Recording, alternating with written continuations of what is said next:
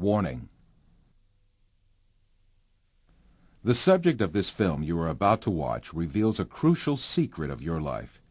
You should watch it very attentively, for it concerns a subject that is liable to make fundamental changes in your outlook on the material world. The content of this film is not just a different approach or a philosophical thought. It is a fact which is also proven by science today.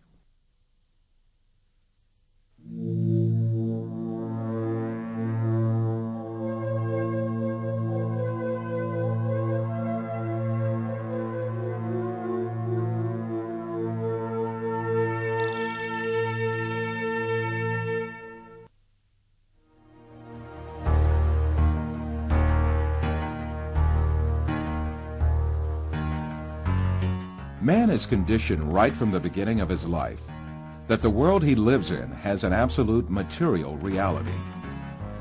So he grows up under the effect of this conditioning and builds his entire life on this viewpoint. The findings of modern science, however, have revealed a completely different and significant reality than what is presumed.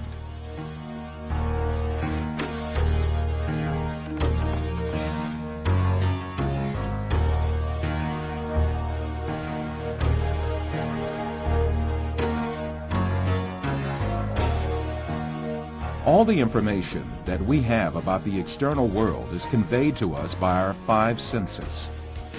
The world we know of consists of what our eyes see, our ears hear, our noses smell, our tongues taste, and our hands feel. Man is dependent on only those five senses since birth. That is why he knows the external world only the way it is presented by these senses.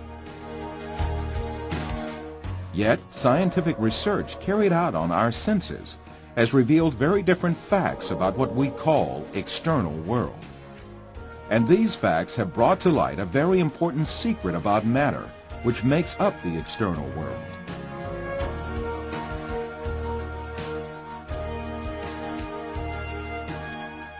Contemporary thinker Frederick Vester explains the point that science has reached on this subject. Statements of some scientists posing that man is an image, everything experienced is temporary and deceptive, and this universe is a shadow, seems to be proven by science in our day. In order to better grasp this secret behind matter, let us be reminded of our information about our sense of sight, which provides us with the most extensive information about the external world.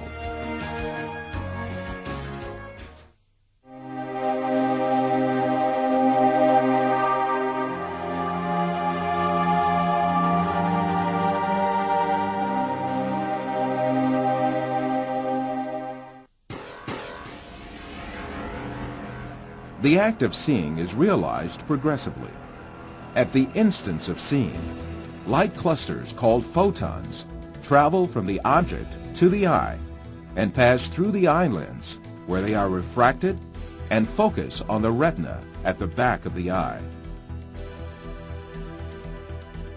Here, rays are turned into electrical signals and then transmitted by neurons to the center of vision at the back of the brain.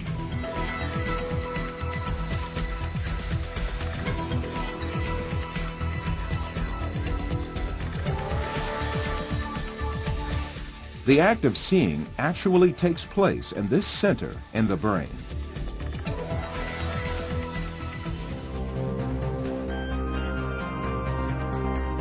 All the images we view in our lives and all the events we experience are actually experienced in this tiny and dark place.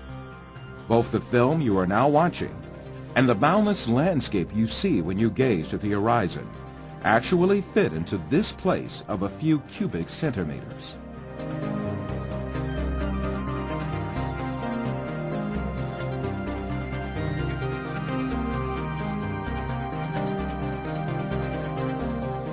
Now, let us reconsider this information more carefully. When we say we see, we actually see the effect the rays reaching our eyes form in our brain by being converted into electric signals. When we say we see, we actually observe the electrical signals in our brain. By the way, there is another point that has to be kept in mind. The brain is sealed to light, and its interior is absolutely dark. Therefore, it is never possible for the brain to contact with light itself. We can explain this interesting situation with an example. Let us suppose that in front of us there is a burning candle, and we view its light. During this period, when we view the candle's light, the inside of our skull and our brain are in absolute darkness. The light of the candle never illuminates our brain and our center of vision. However, we watch a colorful and bright world inside our dark brain.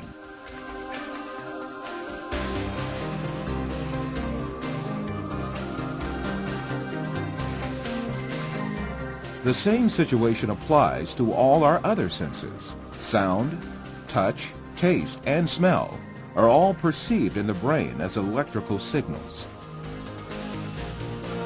Therefore, our brains throughout our lives do not confront the original of the matter existing outside us, but rather an electrical copy of it formed inside our brain.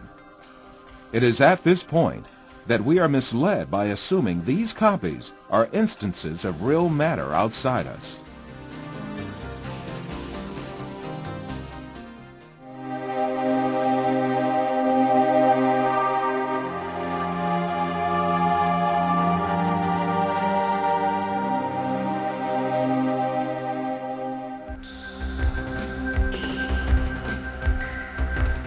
These physical facts make us come to an indisputable conclusion.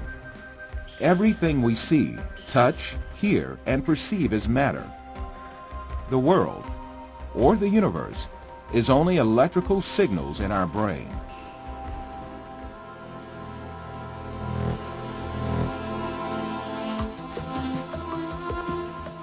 For instance, we see a bird in the external world. In reality, this bird is not in the external world, but in our brain. The light particles reflecting from the bird reach our eye, and there they are converted into electrical signals. These signals are transmitted by neurons to the center of vision in the brain. The bird we see is in fact the electric signals in our brain. If the sight nerves traveling to the brain were disconnected, the image of the bird would suddenly disappear. In the same manner, the bird sounds we hear are also in our brain. If the nerve traveling from the ear to the brain was disconnected, there would be no sound left.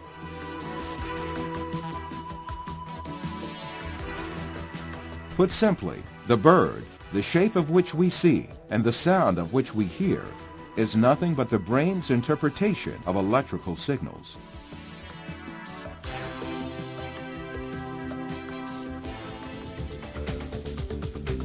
Another point to be considered here is the sense of distance. For example, the distance between you and this screen is nothing but a feeling of space formed in your brain. Also, objects that seem to be very distant in one person's view are actually images clustered at one spot in the brain.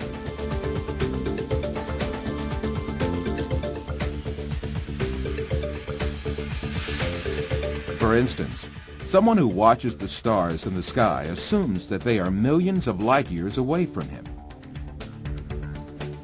Yet the stars are right inside himself and the center of vision of his brain.